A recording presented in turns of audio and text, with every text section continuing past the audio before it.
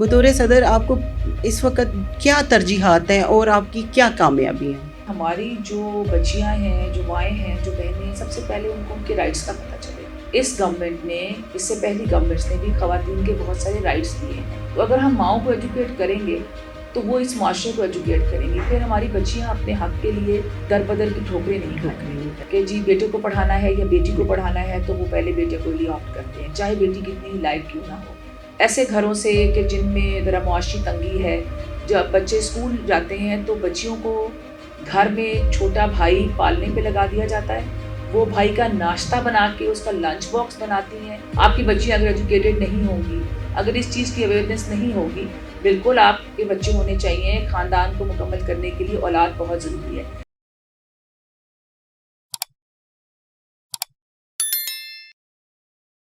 अस्सलाम वालेकुम नाजरीन, पंजाब का पूरा सूबा जो है वो दोबारा से फिर वो कोई इशू नहीं।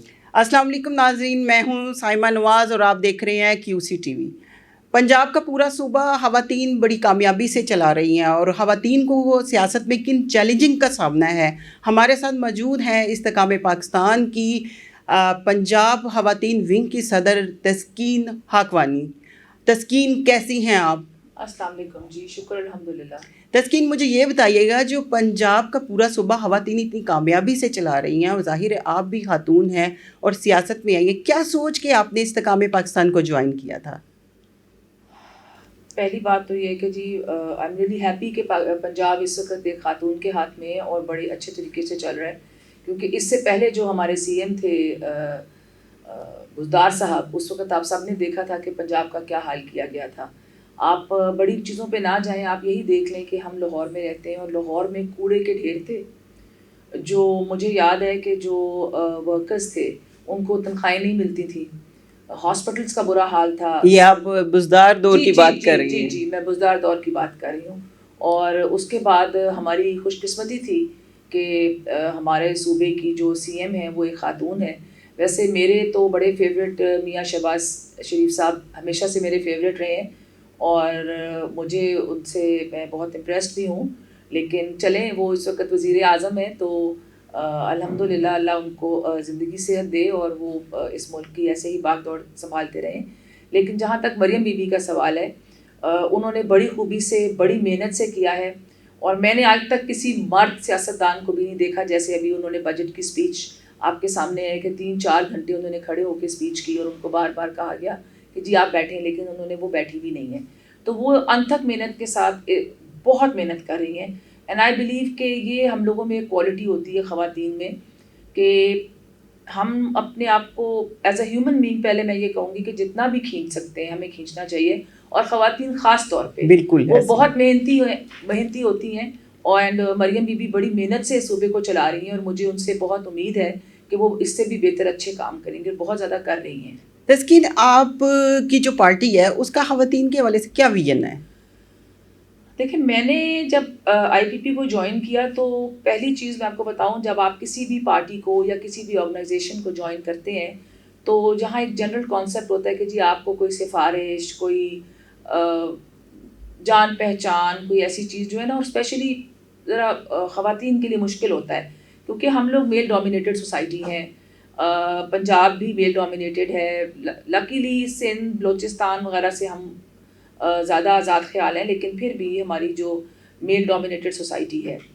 तो जो IPP है, इस्तेहकाम पाकिस्तान पार्टी, उसमें ऐसी मुझे कोई चीज़ लगी नहीं, मेरा दिल किया, मुझे अच्छी लगी। मुझे जो हमारे सदर हैं अलीम खान साहब, उनकी मैं असल में उनको कुछ अर्से से फॉलो कर रही थी। वो चैरिटी बहुत करते हैं, उन्होंने बहुत चैरिटेबल काम किए हैं। वो राइजिंग सन इंस्टीट्यूट है, वो डिफरेंट हॉस्पिटल्स में उनकी डायलिसिस की मशीनें आप ले लें, उन्होंने जेलों में इतना चीज़ें, पानी के वो जो वाटर फिल्ट्रेशन प्लांट, पंखे, बच्चों के लिए वो बहुत करते हैं। स्कूल शदरे में उन्होंने बच्चों के फ्री स्कूल्स हैं, बच्चों के लिए करते हैं। ख़वातीन के उन्होंने पर्सनल अपने जेब से चेक्स लगाए हुए थे। तो मैं उनको मतलब देख रही थी, मुझे उनकी बहुत सारी चीज़ें पता चल रही थी, तो मुझे वो बड़े इम्प्रेस किए कि एक तो बड़े स्ट्रेट फॉरवर्ड हैं और दबंग किस्म के इंसान हैं और सच बोलते हैं और चैरिटी बहुत करते हैं।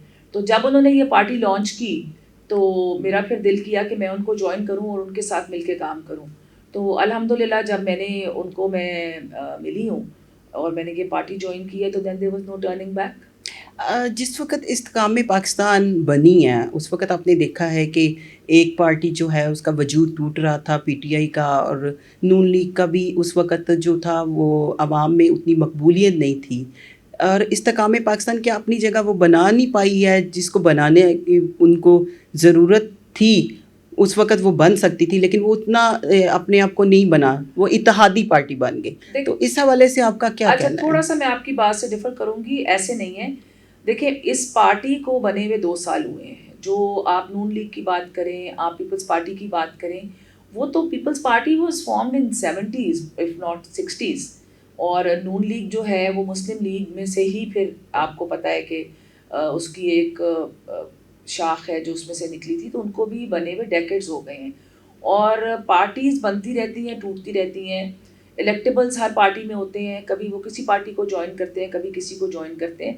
تو ہم تو relatively we are only 2 years old, اور اس 2 year old پارٹی کی ریپرزنٹیشن میں آپ یہ دیکھیں کہ ہماری 2 الحمدللہ خاتون ریپرزنٹیٹیو ایم پی ایز ہیں اس وقت پنجاب اسمبلی میں, اور ایک ہماری نیشنل اسمبلی میں ہے.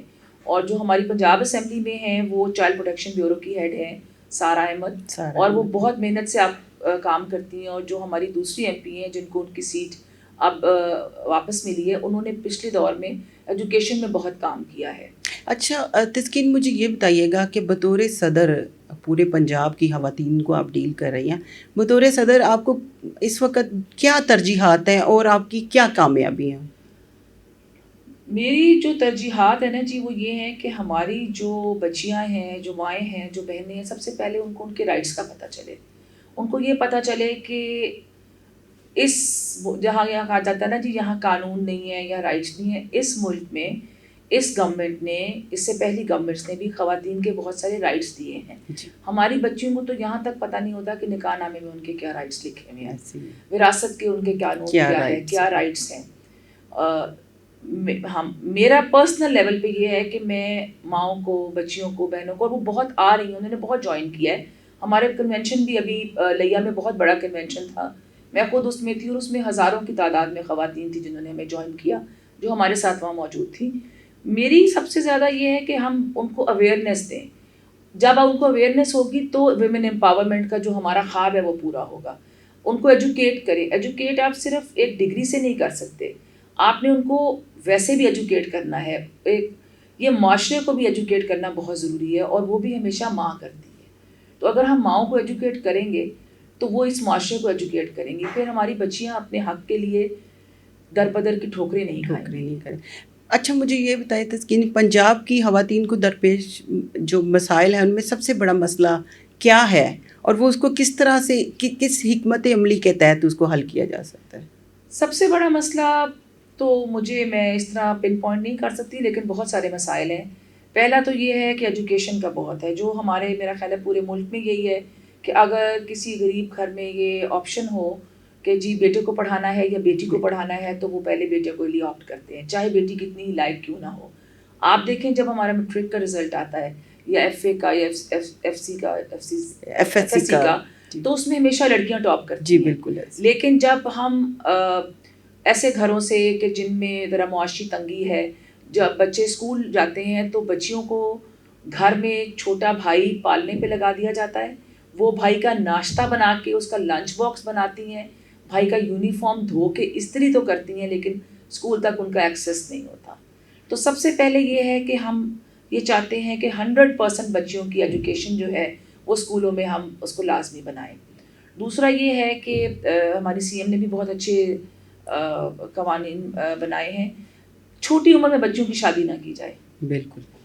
بالکل شادی ہو, یہ ہمارا دین بھی کہتا ہے, یہ فیملی اسٹرکچر کے لیے بہت ضروری ہے, لیکن پڑھائی ہو. پڑھائی کا مطلب یہ نہیں ہے کہ ہر بچی کسی دفتر میں ہی جاب کرے.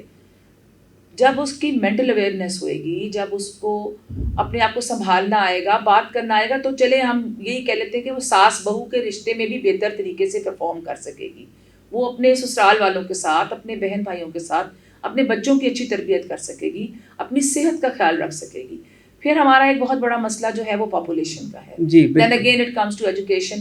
آپ کی بچیاں اگر ایجوکیٹڈ نہیں ہوں گی, اگر اس چیز کی اویئرنیس نہیں ہوگی, بالکل آپ کے بچے ہونے چاہیے. خاندان کو مکمل کرنے کے لیے اولاد بہت ضروری ہے, لیکن کتنی اولاد اور کس عمر میں اور کس وقفے سے, یہ بھی تو آپ نے ایجوکیٹ کرنا ہے نا.